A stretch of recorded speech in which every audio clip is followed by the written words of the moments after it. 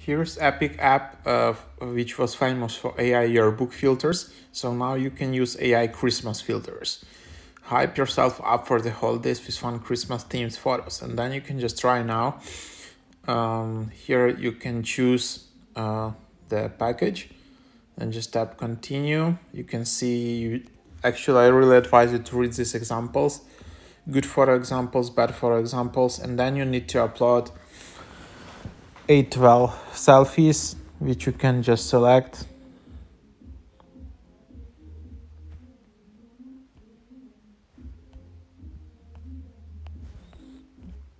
It just depends. In different apps there are different requirements.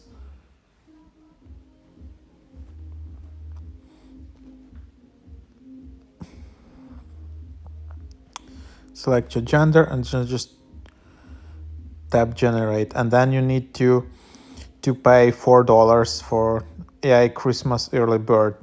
So yeah, that's the price to pay. Hope that's helpful.